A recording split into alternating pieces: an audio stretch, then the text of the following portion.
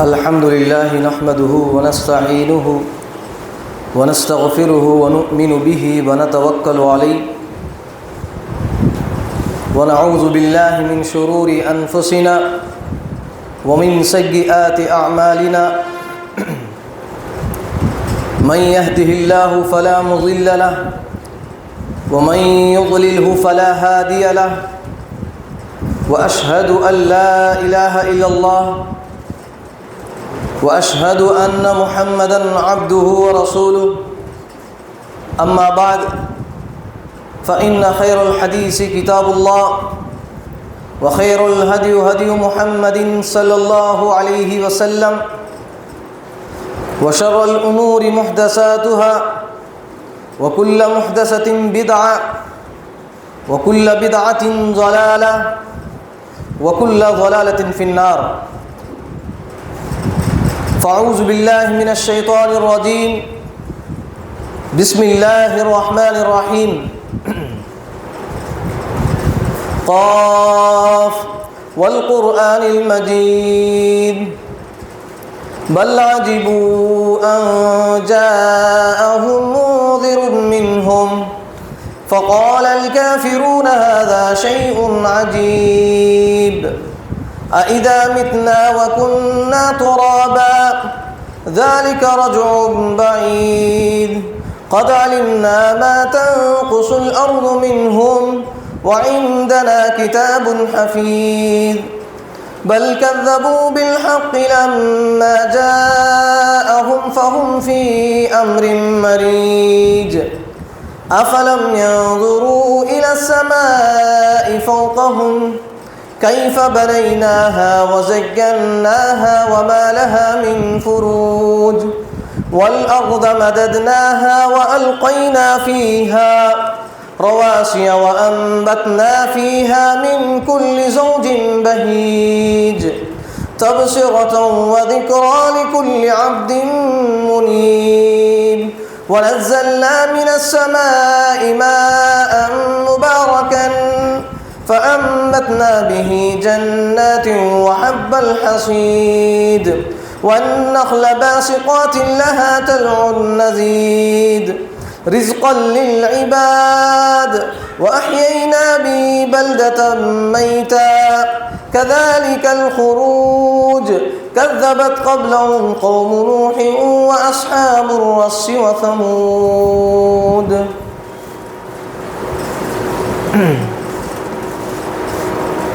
بسم الله الرحمن الرحيم يا أيها الناس اتقوا ربكم الذي خلقكم من نفس واحدة وخلق منها زوجها وبث منهما رجالا كثيرا ونساء واتقوا الله الذي تساءلون به والأرحام إن الله كان عليكم رقيبا يا أيها الذين آمنوا اتقوا الله حق تقاته ولا تموتن إلا وأنتم مسلمون يا أيها الذين آمنوا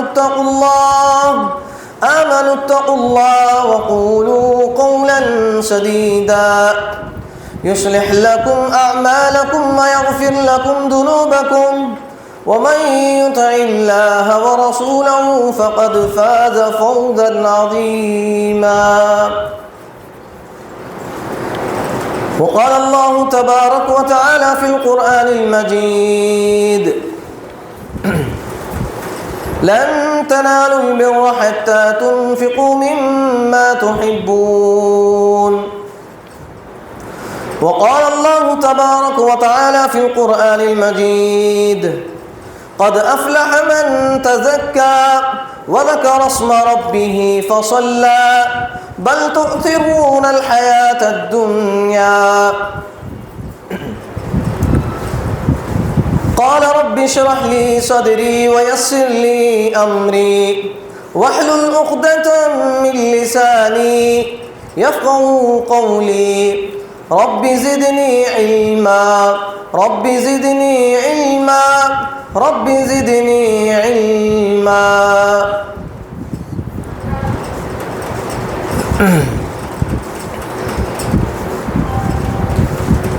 محترم حاضرین جمعہ، سب سے پہلے تمام قسم کی تعریف و توصیف، کبریائی و بڑائی، ہر قسم کی حمد و ثنا، عظمت و جلالت، کبریائی و بڑائی، سب کچھ اس اللہ رب العالمین کے لیے ہے جس نے ہم سب کو ماہ رمضان جیسی عظیم برکتوں والا، رحمتوں والا ہمیں عنایت فرمایا، اور اس مہینے میں بہت ساری عبادتیں، بہت ساری نیکیاں کرنے کا ہمیں شرف ہمیں حاصل فرمایا۔ اور اللہ رب العالمین کا بے انتہا شکر احسان ہے کہ اس نے ہمیں اس ماہ رمضان کے مہینے کے اندر جتنے دن ہم ماہ رمضان کے روزہ مکمل کر چکے ہیں، جتنا دن اللہ رب العالمین نے ہمیں زندہ رکھا ہے، یہ اللہ رب العالمین کا بے انتہا شکر احسان ہے۔ اس لیے کہ اس ماہ رمضان کو پانے والا اور اس ماہ رمضان کے مہینے کے اندر عبادت کرنے والا، ماہ رمضان سے بھرپور فائدہ اٹھانے والا، تمام برائیوں سے، تمام ہلاکتوں سے وہ محفوظ ہوتا ہے۔ تمام برائیوں سے، تمام ہلاکتوں سے وہ کیا ہے؟ محفوظ ہو جاتا ہے۔ اسی لیے اللہ رب العالمین کا بے انتہا شکر احسان ہے۔ اس مختصر حمد و ثنا کے بعد درود و کروڑ و سلام ہو تمام انبیاء علیہم الصلاۃ والسلام پر، خصوصاً میرے اور آپ کے آخری جناب محمد عربی صلی اللہ علیہ وسلم پر، جن کو اللہ رب العالمین نے اس دنیا کے اندر رحمت للعالمین بنا کر مبعوث فرمایا، بشیر و نذیر بنا کر مبعوث فرمایا، اور قیامت تک آنے والے تمام لوگوں کے لیے نبی صلی اللہ علیہ وسلم کی پیروی کرنا، نبی صلی اللہ علیہ وسلم سے محبت کرنا، ان کے مطابق اپنی زندگی گزارنا فرض قرار دیا گیا ہے۔ اور جو شخص اللہ کے نبی صلی اللہ علیہ وسلم سے محبت نہیں کرتا، اللہ رب العالمین بھی ایسے لوگوں سے محبت نہیں کرتا۔ جو لوگ اللہ رب العالمین، اللہ کے نبی صلی اللہ علیہ وسلم کی پیروی نہیں کرتے ہیں، ایسے لوگوں سے اللہ رب العالمین محبت نہیں کرتا، ایسے لوگوں کو پسند نہیں کرتا۔ اسی لیے ہمارے اوپر سب سے بڑا فرض یہ بنتا ہے کہ جب بھی اللہ کے نبی صلی اللہ علیہ وسلم کی کوئی بھی حدیث، کوئی بھی بات ہمارے کانوں میں جب پڑ جاتی ہے تو ہمارے اوپر اس چیز کو ہمیں فرض کر لینا چاہیے کہ اللہ کے نبی صلی اللہ علیہ وسلم کی ہر بات کیا ہے؟ عمل کرنا ضروری ہے۔ اگر عمل نہیں کریں گے، دنیا کے اندر بھی، آخرت کے اندر بھی اس کا انجام برا ہوگا۔ تو میرے محترم بھائیو، اللہ کے نبی صلی اللہ علیہ وسلم نے ماہ رمضان کے اندر بہت ساری عبادتیں کرنے کا ہمیں حکم دیا ہے، جیسے قیام اللیل ہے، ایک بہت بڑی عبادت ہے۔ روزوں کا اہتمام کرنا، بھوک و پیاس کو برداشت کرتے ہوئے اور بہت ساری خواہشات کو کنٹرول کرتے ہوئے پورا دن بھوکا اور پیاسا رہنا، اور اسی طرح 5 وقت کی نماز کا اہتمام کرنا، دعاؤں کا اہتمام کرنا، ذکر و اذکار کا اہتمام کرنا، تراویح کا اہتمام کرنا، رمضان کے آخری کے جو 10 دن ہیں اس کے اندر لیلۃ القدر، شب قدر والی راتوں میں کثرت کے ساتھ عبادتیں کرنا، اور اسی طرح صدقہ و خیرات کرنا، توبہ استغفار کرنا، یہ بہت ساری عبادتیں ماہ رمضان کے اندر کیا ہے؟ کرنا چاہیے. جو نہیں کرتا ہے وہ ماہ رمضان کی فضیلتوں سے، رحمتوں سے، برکتوں سے محفوظ ہو جاتا ہے. کیا ہے؟ محفوظ ہو جاتا ہے. برکتوں سے وہ کیا ہے؟ دور ہو جاتا ہے. تو اسی لیے اس ماہ رمضان کے اندر بہت ساری ایسی عبادات ہیں. ان میں سب سے بڑی عبادت جو ہے، جس عبادت کے اندر اکثر لوگ کیا ہے؟ ناواقفیت رکھتے ہیں. اکثر لوگ اس عبادت کو نہیں جانتے ہیں. اکثر لوگوں کے نزدیک یہ عبادت کیا ہے؟ عبادت ہی قرار نہیں دیا جاتا ہے. اصل اس چیز کو کیا ہے؟ انجام ہی نہیں دیتے. وہ کیا ہے؟ جیسا کہ ہم سب جانتے ہیں کہ رمضان کا جو عید ہے، رمضان کا جو عید ہے، اس عید کا دن کا نام کیا ہے؟ کیا ہے میرے بھائیوں؟ جیسے بقرعید کا دن، بقرعید کے عید کو کہا جاتا ہے عید الاضحیٰ. کیا کہا جاتا ہے؟ عید الاضحیٰ. اور اسی طرح رمضان کا جو عید ہے، ہم سب کیا ہے؟ رمضان کا عید کہتے ہیں. لیکن احادیث کے اندر کیا ہے؟ عید کا، رمضان کے عید کا لفظ جو استعمال ہوا ہے عید الفطر. کیا ہے؟ عید الفطر کا لفظ استعمال ہوا ہے. تو عید الاضحیٰ، یہ عید الفطر، یہ دونوں ہی عید کیا ہے؟ اسلام کے اندر ہے. اس کے علاوہ جتنے بھی لوگ عید کے طور پر بناتے ہیں، عید کے طور پر مناتے ہیں، خوشیاں مناتے ہیں، وہ تمام کی تمام عیدیں اسلام کے اندر، شریعت کے اندر نہیں ہے. صرف اسلام کے اندر، شریعت کے اندر صرف دو ہی مسلمانوں کی عیدیں ہیں. وہ کیا ہے؟ ایک عید الاضحیٰ، دوسرا کیا ہے؟ عید الفطر ہے، جو رمضان کا مہینہ ہے. اس کے علاوہ جتنے بھی لوگ کیا ہے؟ عید کے نام پر کیا ہے؟ عید میلاد النبی مناتے ہیں، اور اسی طرح شب برات مناتے ہیں، اور اسی طرح بہت ساری ایسی عیدیں لوگوں نے کیا ہے؟ ایجاد کر لیے ہیں، اور ان عیدوں کو اسلام کے اندر داخل کر کے ایمان اور ثواب کی نیت سے کیا ہے؟ اس میں خوشیاں مناتے ہیں. جبکہ قرآن اور احادیث کے اندر ان تمام چیزوں کا کوئی ثبوت نہیں ہے. قرآن اور احادیث کے اندر صرف دو ہی عیدوں کا ذکر ہے. کتنی عیدوں کا ہے ذکر میرے بھائیوں؟ صرف دو ہی عیدوں کا ذکر ہے. ایک عید الاضحیٰ، ایک عید الفطر ہے. اس کے علاوہ جتنے بھی عیدیں مناتے ہیں وہ تمام کے تمام عیدیں نہیں ہیں، بلکہ وہ تمام کے تمام بدعات کے اندر شمار ہوتے ہیں. تو بتانے کا مقصد یہ ہے میرے بھائیوں کہ عید الفطر ہم کیا ہے؟ بالکل قریب ہے عید الفطر کیا ہے؟ خوشی کا دن منانے کا. تو اس لحاظ سے عید الفطر یعنی فطرہ جو ادا کرنا ہے، فطرہ جو ادا کرنا ہے، اس کے تعلق سے قرآن اور احادیث کی روشنی میں چند باتیں آپ لوگوں کے سامنے میں رکھنے کی کوشش کروں گا. ضرورت اس بات کی ہے میرے بھائیوں کہ اس چیز سے اکثر لوگ کیا ہے؟ ناواقف ہیں. عید الفطر کیا ہے؟ کیوں کہا جاتا ہے؟ رمضان کا عید کیوں منایا جاتا ہے؟ اور اس کے اندر خاص طور پر کیا ہے؟ جو فطرہ ادا کیا جاتا ہے اس کا کیا مقصد ہے؟ وہ صدقہ فطر کیا ہے؟ کیوں دینا ہے؟ کب دینا ہے؟ کیسے دینا ہے؟ کن لوگوں کو دینا ہے؟ وہ تمام چیزیں جاننا بے حد ضروری ہے. اس لیے کہ اکثر ہم لوگوں کو دیکھتے ہیں کہ رمضان کا عید جیسے ہی شروع ہو جاتا ہے ان چیزوں کے اوپر زیادہ توجہ نہیں دیتے. کیا میرے بھائیوں؟ صدقہ فطرے کے اوپر کیا ہے؟ زیادہ توجہ نہیں دیتے. صرف توجہ اسی چیز پر ہوتا ہے کہ ہم نئے نئے کپڑے پہننا چاہیے، اچھی اچھی چیزیں کھانا چاہیے، اچھی اچھی جگہوں میں ہم گھومنا چاہیے. کیا میرے بھائیوں؟ دوستوں کے ساتھ گھومنا چاہیے، رشتہ داروں میں جانا. یہ تمام چیزیں کیا ہے؟ ہمارے سوچ و فکر میں ہوتا ہے. لیکن حقیقت میں عید الفطر کے دن کیا ہے؟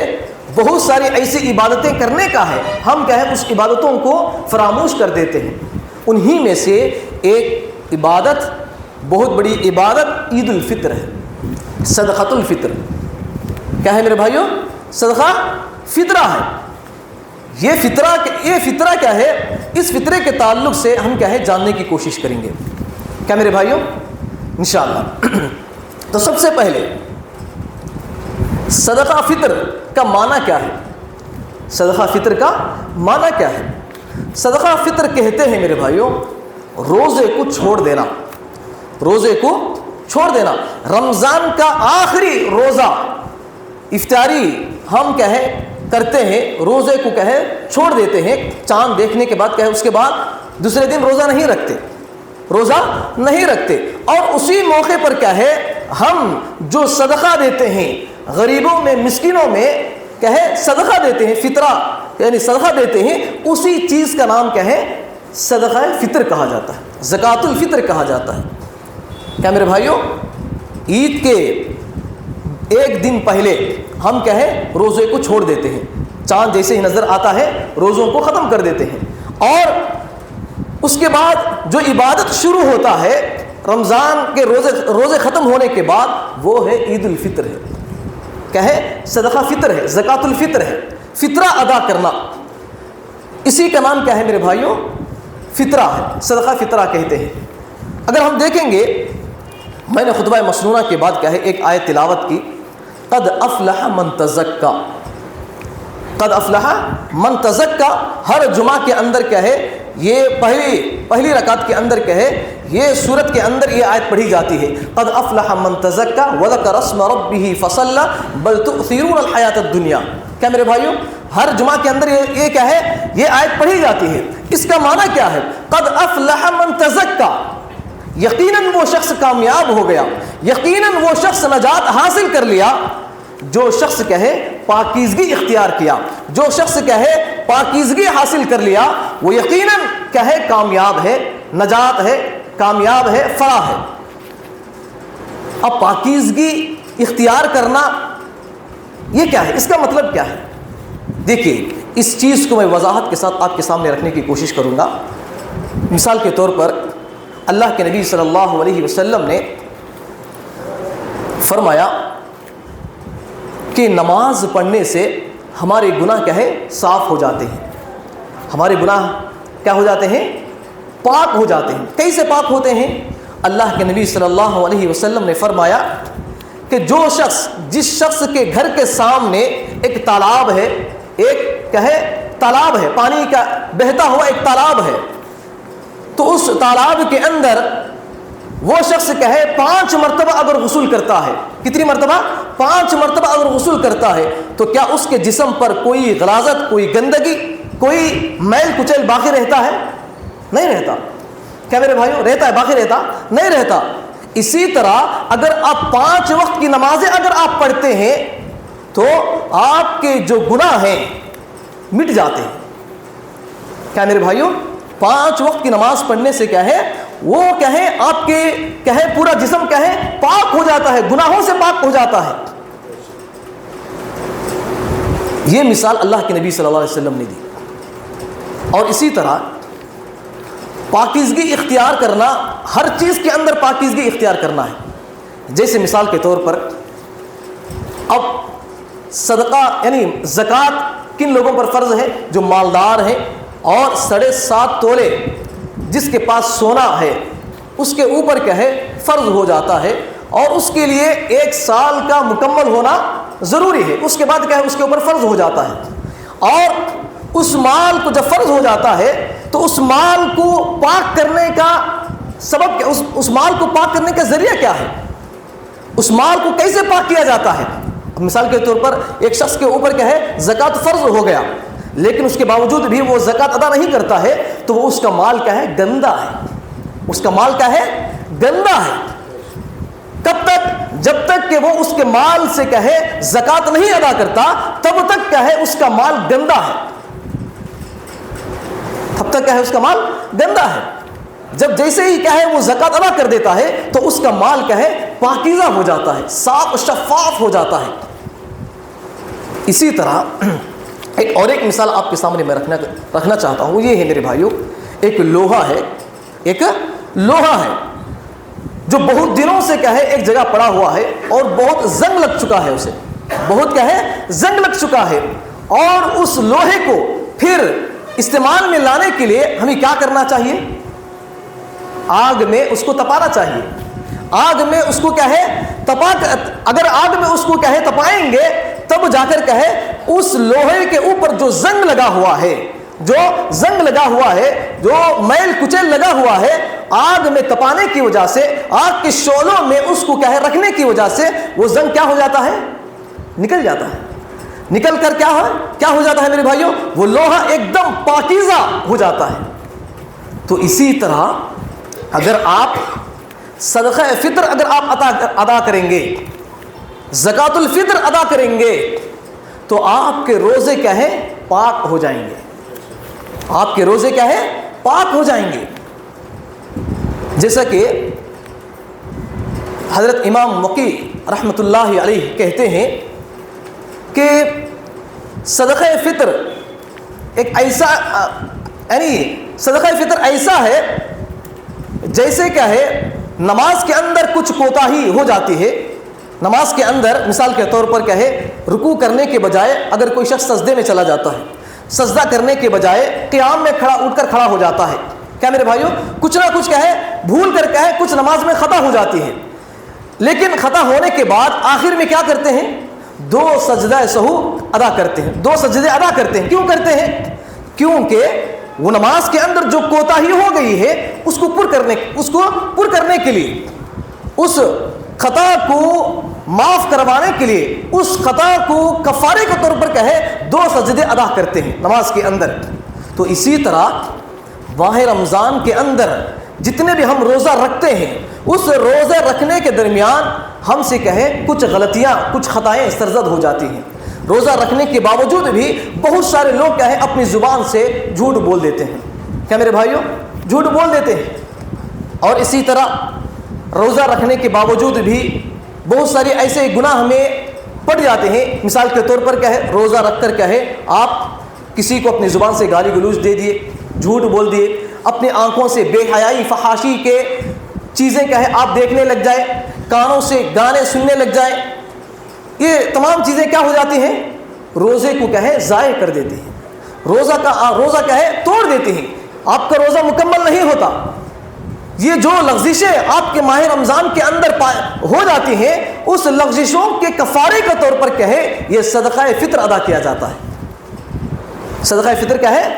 رمضان کے روزے کے ہم جو روزے رکھتے ہیں اس کے اندر جو کوتاہیاں، جو لغزشیں ہم سے ہو جاتی ہیں، اس کے کفارے کے طور پر کیا ہے صدقہ فطر ادا کیا جاتا ہے۔ یہ ہمیں جاننا بے حد ضروری ہے میرے بھائی۔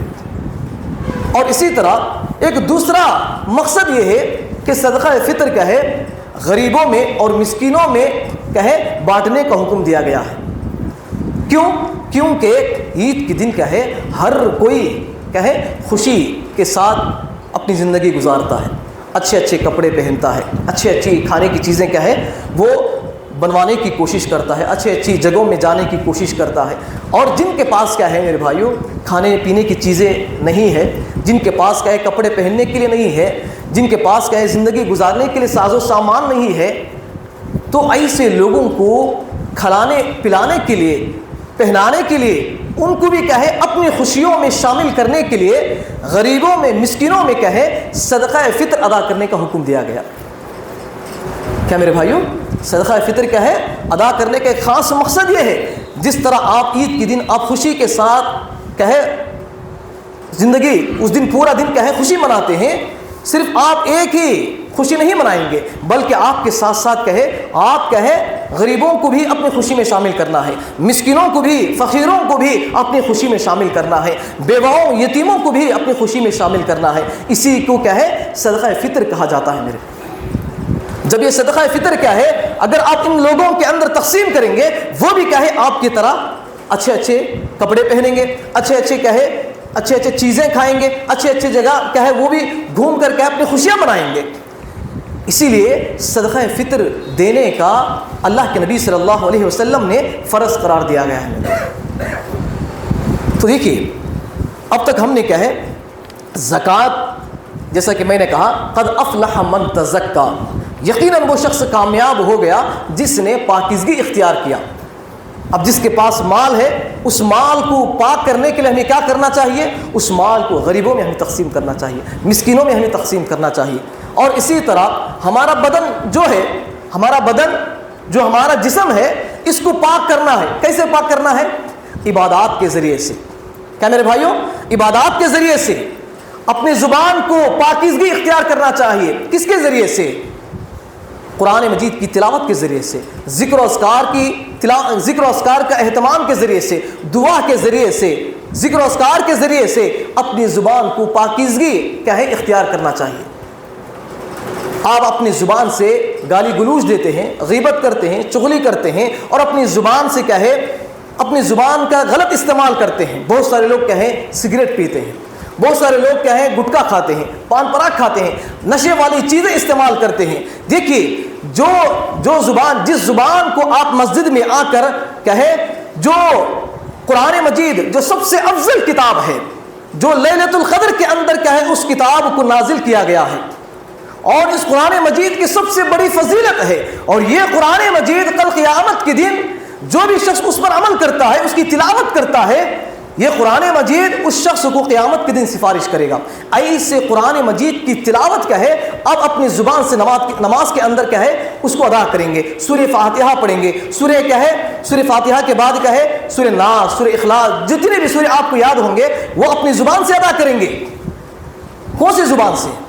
آپ کی زبان کیا ہے جب مسجد میں آتے ہیں تو قرآن مجید کی تلاوت کا اہتمام کرتے ہیں، جب مسجد سے باہر جاتے ہیں تو اپنی زبان کی حفاظت نہیں کرتے، بلکہ اپنی زبان کو سگریٹ کے ذریعے سے کیا ہے بیڑی کے ذریعے سے، اور اسی طرح نشے والی چیزیں کیا ہے جیسے پان پراگ ہے، گٹکا ہے وغیرہ، یعنی نشے والی جتنی بھی چیزیں ہیں اس کے ذریعے سے آپ کیا کرتے ہیں اپنی زبان کو گندا کر دیتے ہیں۔ ایسی زبان سے آپ اللہ رب العالمین کی قرآن ہے، قرآن مجید ہے، اس کی تلاوت کرتے ہیں۔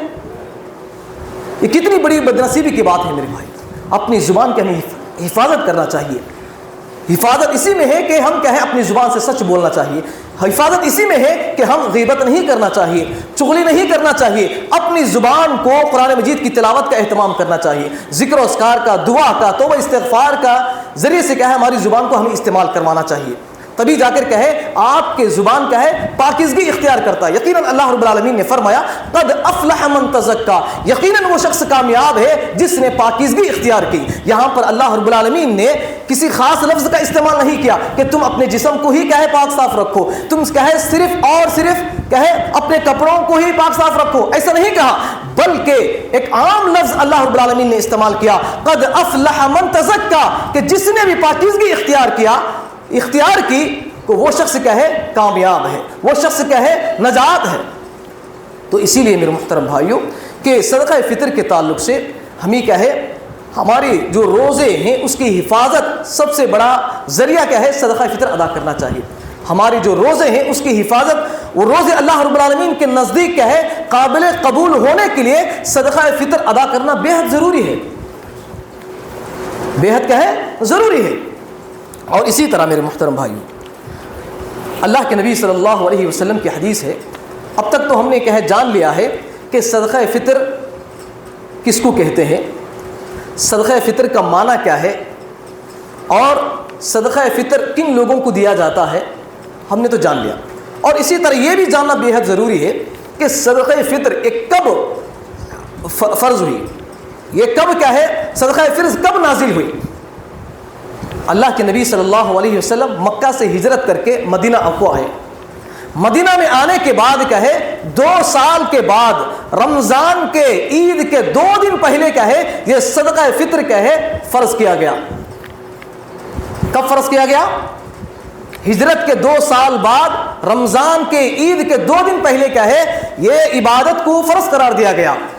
جیسا کہ اللہ کے نبی صلی اللہ علیہ وسلم کی حدیث ہے، وہ اللہ کے نبی صلی اللہ علیہ وسلم فرماتے ہیں فرض رسول اللہ صلی اللہ علیہ وسلم زکاۃ الفطر صاعا من تمر او صاعا من شعیر علی العبد والحر والذکر والانثى والصغیر والکبیر من المسلمین وامر بها خروج الناس الى الصلاۃ۔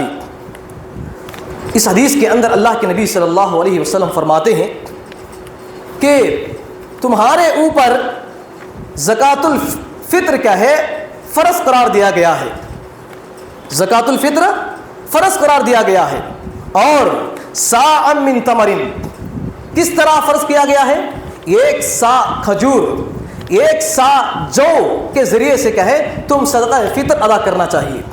اور اسی طرح صدقہ فطر کن لوگوں پر فرض ہے؟ کیا میرے بھائیوں صدقہ فطر کیا ہے کن لوگوں پر فرض ہے، اس کا بھی ذکر اللہ کے نبی صلی اللہ علیہ وسلم نے اس حدیث کے اندر بیان کیا۔ وہ کیا ہے علی العبد والحر،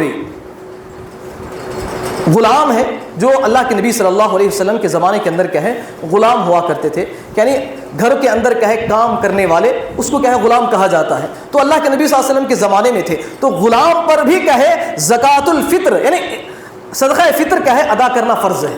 اس کے بعد والحر جو آزاد ہے، جو غلام نہیں ہے آزاد ہے، اس پر بھی کیا ہے صدقہ فطر ادا کرنا فرض ہے.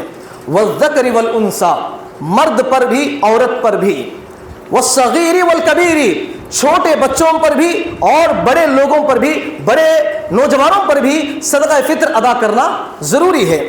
والکبیر من المسلمین تمام مسلمانوں پر کیا ہے یہ صدقہ فطر کیا ہے ادا کرنا فرض ہے. پھر آگے اللہ کے نبی صلی اللہ علیہ وسلم فرماتے ہیں کہ یہ صدقہ فطر کیا ہے کب ادا کرنا چاہیے؟ نماز کو، عید کی نماز کو نکلنے سے پہلے، نماز عید کی نماز کو نکلنے سے پہلے کیا ہے صدقہ فطر کو ادا کرنا ضروری ہے. جو بھی لوگ کہیں نماز کے بعد کہیں صدقہ فطر ادا کرتے ہیں ان کا صدقہ قابل قبول نہیں ہے، ان کا صدقہ کیا ہے قابل قبول نہیں ہے. وہ عام صدقہ میں شمار ہوتا ہے، نیکی تو ملتی ہے لیکن صدقۃ الفطر کیا ہے آپ کا باقی رہ جاتا ہے. تو یہ ہمیں کیا ہے جاننا بے حد ضروری ہے میرے بھائی، کیونکہ یہ جتنی رمضان کے اندر جتنی بڑی عبادتیں ہیں ان میں سے سب سے بڑی عبادت کیا ہے صدقہ فطر ہے. کیوں؟ کیونکہ عید الفطر اسی کا نام رکھا گیا ہے. کیا میرے بھائیوں عید الفطر کیا ہے عید کا نام ہی کیا ہے فطرے کے نام سے رکھا گیا ہے. جب ہم اس کو انجام نہیں دیں گے تو ہمارا جو عید ہے خوشی ہے نامکمل ہے. تو اسی لیے صدقہ فطر کیا ہے ادا کرنا بے حد ضروری ہے میرے بھائی. اور اسی طرح اللہ کے نبی صلی اللہ علیہ وسلم فرماتے ہیں کہ فرض رسول اللہ صلی اللہ علیہ وسلم زکوٰۃ الفطر طہرۃ للصائم من اللغو والفرث وطعمۃ للمساکین. یعنی صدقہ فطر کیا ہے آپ صرف جو فقیر ہیں، غریب ہیں، مسکین ہیں، انہی لوگوں کو آپ دینا چاہیے جن کا ذکر کیا ہے احادیث کے اندر اللہ کے نبی صلی اللہ علیہ وسلم نے ذکر کیے ہیں. انہی لوگوں کو آپ کیا ہے صدقہ فطر دینا چاہیے. کیا میرے بھائیوں انہی لوگوں کو اگر آپ دیں گے تو آپ کا صدقہ کیا ہے قبول کیا جائے گا. اور اسی طرح میرے محترم بھائیوں صدقہ کے تعلق سے صدقہ اللہ کے نبی صلی اللہ علیہ وسلم نے فرمایا صدقہ فطر کیا ہے کتنا ادا کرنا چاہیے. صدقہ فطر کیا ہے کتنا ہمیں ادا کرنا چاہیے. اس کے تعلق سے اللہ کے نبی صلی اللہ علیہ وسلم فرماتے ہیں کہ صاع من تمر او صاع من شعیر. ایک حدیث کے اندر آتا ہے کہ اللہ کے نبی صلی اللہ علیہ وسلم ایک صاع کھجور، ایک صاع جو، ایک صاع کیا ہے انجیر، ایک صاع کیا ہے سوکھا انگور، یہ تمام چیزیں کیا ہے اللہ کے نبی صلی اللہ علیہ وسلم صدقہ فطر کے طور پر کیا ہے ادا کرتے تھے. اناج غلے کے طور پر کیا ہے لوگوں میں تقسیم کرتے تھے. دیکھیے ایک صاع کتنا ہوتا ہے؟ ایک صاع اللہ کے نبی صلی اللہ علیہ وسلم کے زمانے کے اندر کیا ہے دونوں ہاتھ مٹھی بھر کیا ہے اناج جتنا مٹھی بھر ہاتھ میں آتا ہے اس کو کیا ہے ایک مد کہا جاتا ہے. کتنا؟ ایک مد کہا جاتا ہے. اور اسی طرح کے 4 مد کو ایک صاع کہا جاتا ہے. اللہ کے نبی صلی اللہ علیہ وسلم کے زمانے میں دونوں ہاتھ مٹی بھر جتنا اناج ملتا ہے ہاتھوں میں آ جاتا ہے اتنا کیا ہے ایک مد کہلاتا ہے. اور اس طرح کے 4 مد کیا ہے ایک صاع کہلاتا ہے. اور آج کے زمانے میں بڑے بڑے جو علماء کرام ہیں اس کو ناپنے اس چیز کو کیا ہے ناپ کر کیا ہے بتا دیا ہے کہ 2 کلو 500 گرام یعنی 2.5 کلو کے برابر کیا ہے صدقہ فطر کیا ہے ادا کرنا چاہیے. کیا میرے بھائیوں 2.5 کلو کیا ہے صدقہ فطر کیا ہے ادا کرنا چاہیے. اور سب سے بڑی کمزوری یہ ہے ہمارے مسلمانوں کے اندر کہ اللہ کے نبی صلی اللہ علیہ وسلم نے احادیث کے اندر اناج کا ذکر کیا، غلے کا ذکر کیا، یعنی جو چیزیں ہم کھاتے ہیں انہی چیزوں کو کیا ہے صدقہ فطر میں دینے کا حکم دیا گیا. لیکن اکثر لوگ کیا ہے پیسے کیا ہے دے دیتے ہیں. ایسا نہیں کرنا ہے میرے بھائی. پیسے کی شکل میں کیا ہے دینا درست نہیں ہے. دے سکتے ہیں، ایک حد تک دے سکتے ہیں، لیکن کہے ہمیشہ کہے اگر آپ پیسوں کے ذریعے سے ہی کہے صدقہ فطر ادا کرتے ہیں، یہ درست نہیں ہے، کیونکہ احادیث کے اندر جتنی بھی احادیث ہیں وہ تمام کے تمام احادیثیں کہے اناج دینے کا ذکر اس کے اندر موجود ہے۔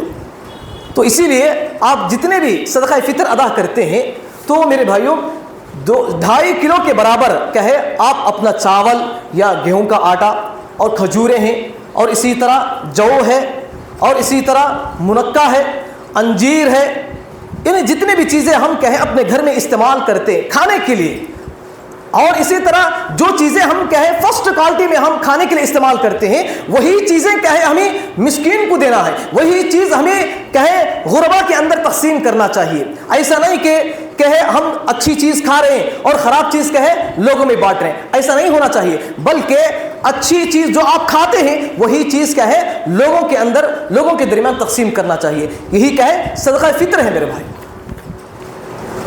تو اسی طرح میرے محترم بھائیوں اور ایک چیز کیا ہے، جو چیز ہم کھاتے ہیں وہی چیز ہمیں غریب کو مسکین کو کھلانا چاہیے، کیونکہ اللہ رب العالمین نے قرآن مجید کے اندر بتایا لن تنالوا البر حتى تنفقوا مما تحبون، تم اس وقت تک نیکی کو حاصل نہیں کر سکتے، تم اس وقت تک نیکی کو حاصل نہیں کر سکتے جب تک کہ تمہارے پاس جو پسندیدہ مال ہے، تمہارے پاس جو محبوب مال ہے، اس مال کو اللہ کی راہ میں خرچ نہ کر دے، اس وقت تک تم نیکی کو حاصل نہیں کر سکتے۔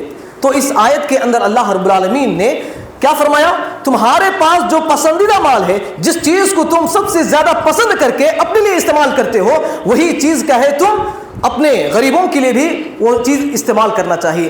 جو چیز اپنے لیے پسند کرتے ہو وہی چیز اپنے غریب اپنے مسکین بھائی کے لیے بھی پسند کرنا چاہیے۔ اگر آپ اچھے کپڑے پہننا پسند کرتے ہیں تو وہی کپڑے سامنے والے کو بھی آپ دینا چاہیے۔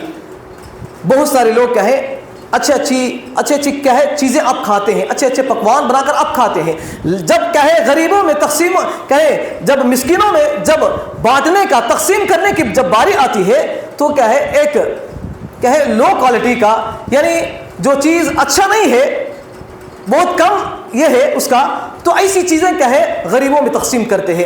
ایسے مال کو اللہ رب العالمین ہرگز قبول نہیں کرتا، کیونکہ اللہ رب العالمین نے قرآن مجید کے اندر فرمایا لن تنالوا البر حتى تنفقوا مما تحبون، کہ تم نیکی کو اس وقت تک حاصل نہیں کر سکتے جب تک کہ تمہاری نزدیک جو پسندیدہ مال ہے اس مال کو اللہ کی راہ میں خرچ نہ کر دے۔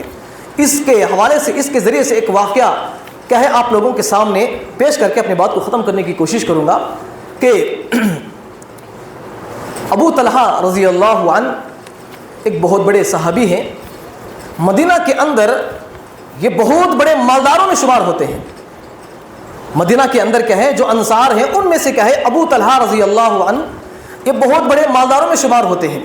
ان کے پاس بہت سارے مال و دولت اللہ رب العالمین نے ان کو نوازا تھا، بہت سارے باغیچے، بہت ساری زمینیں ان کے پاس موجود تھیں، اور جو باغات تھے مدینہ منورہ کے سامنے وہ باغات موجود تھے۔ اس باغات میں اللہ کے نبی صلی اللہ علیہ وسلم جایا کرتے تھے، جا کر اس باغ میں جو پانی جھاڑوں کے لیے، درختوں کے لیے بہتا ہے، اس پانی کو وہاں پر اللہ کے نبی صلی اللہ علیہ وسلم پیا کرتے تھے، نوش کیا کرتے تھے۔ اور وہاں پر جا کر اللہ کے نبی صلی اللہ علیہ وسلم نے جب پانی پی رہے تھے تو اس وقت یہ آیت نازل ہوئی۔ کون سی آیت؟ لن تنالوا البر حتى تنفقوا مما تحبون۔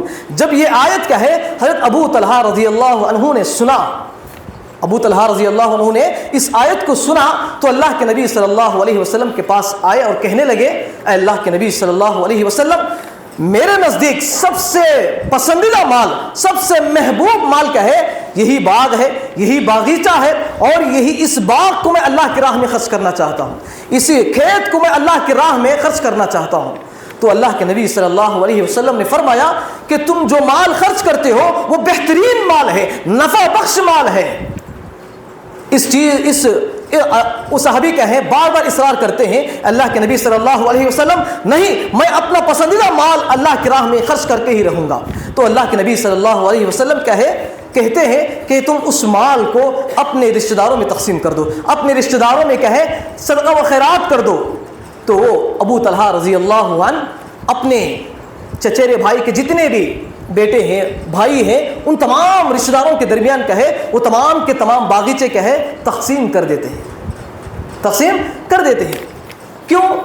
وہاں پر دیکھیے اللہ رب العالمین کا رضا حاصل کرنے کے لیے، نیکی حاصل کرنے کے لیے، جیسے ہی اللہ کے نبی صلی اللہ علیہ وسلم نے اس آیت کو وہاں پر تلاوت کی تو فوراً کیا ہے ابو طلحہ رضی اللہ عنہ نے عمل کر کے بتایا۔ عمل کس طرح کر کے بتایا؟ جو چیز ابو طلحہ رضی اللہ عنہ کے پاس کہے، جو پسندیدہ مال ہے، اس مال کو اللہ کی راہ میں خرچ کر دیا۔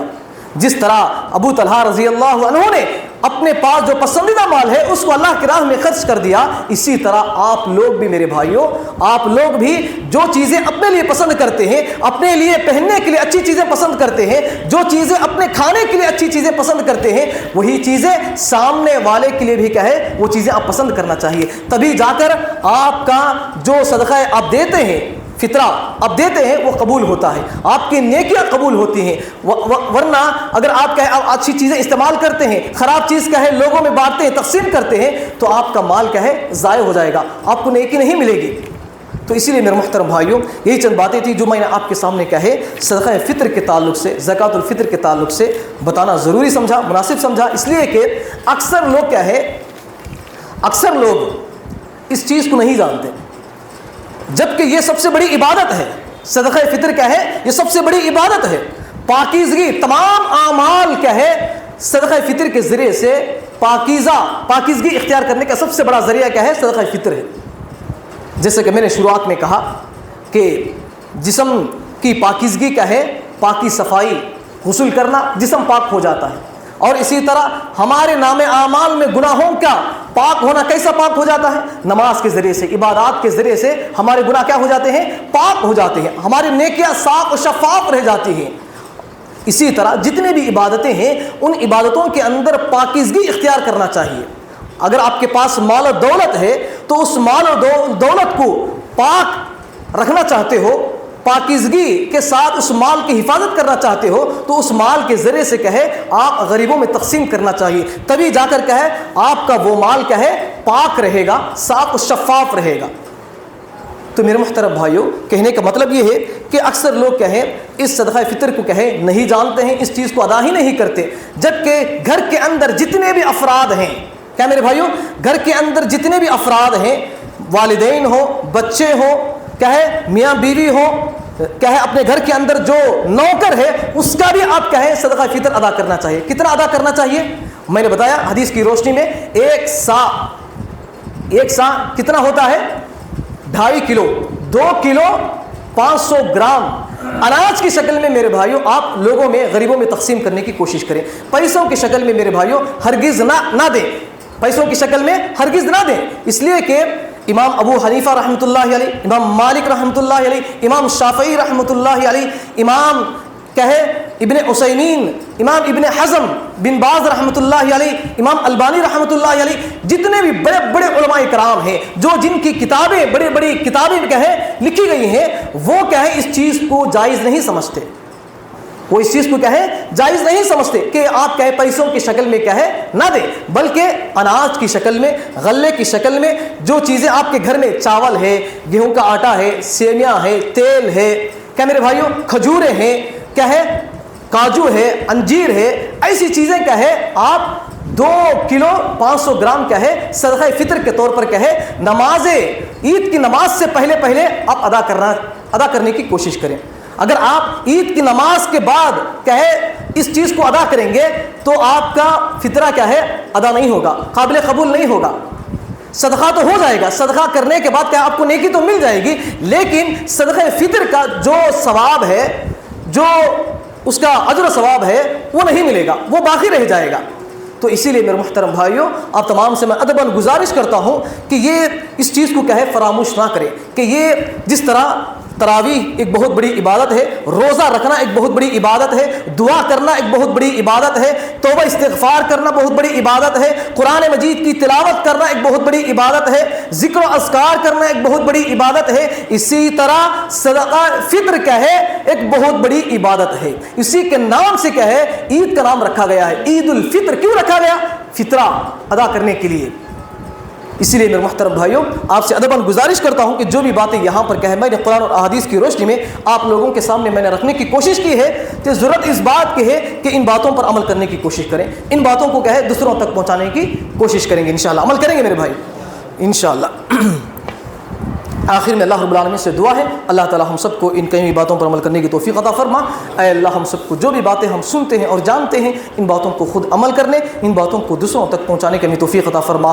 اے اللہ ہم سب کو اس ماہ رمضان میں اپنے گناہوں کی بخشش کروانے کی ہمیں توفیق عطا فرما۔ اے اللہ ہم سب کو اس ماہ رمضان میں کثرت کے ساتھ عبادتیں کرنے کی توفیق عطا فرما۔ اے اللہ ہم سب کو اس ماہ رمضان کے جتنے بھی دن کہے بچے ہوئے ہیں ان دنوں کے اندر کثرت کے ساتھ عبادات کرنے، کثرت کے ساتھ ذکر و اذکار کرنے، کثرت کے ساتھ صدقہ و خیرات کرنے، کثرت کے ساتھ توبہ استغفار کرنے کی ہمیں توفیق عطا فرما۔ اے اللہ ہم سب کو مرتے دم تک توحید پر قائم رہنے کی ہمیں توفیق عطا فرما۔ اے اللہ ہم سب کو شرک اور بدعات بڑے بڑے گناہوں سے، کبیرہ گناہوں سے ہمیں حفاظت عطا فرما۔ اے اللہ ہم سب کو جنت الفردوس میں اعلیٰ مقام عطا فرما۔ اے اللہ ہم سب کی جو بھی ہم ماہ رمضان کے مہینے کے اندر جتنے بھی ہم سے کہے خطائیں، جتنے بھی ہم سے گناہ سرزد ہو گئے ہیں اے اللہ ان تمام گناہوں کو تو درگزر عطا فرما۔ اے اللہ ہم سب کے گناہوں کو معاف عطا فرما۔ اے اللہ ہم سب کو کہے جنت الفردوس میں اعلیٰ مقام عطا فرما۔ اے اللہ ہم سب کو عذاب قبر سے ہمیں حفاظت عطا فرما۔ اے اللہ ہم سب کو جہنم جیسی قبیح جگہ سے ہمیں حفاظت عطا فرما۔ آمین یا رب العالمین۔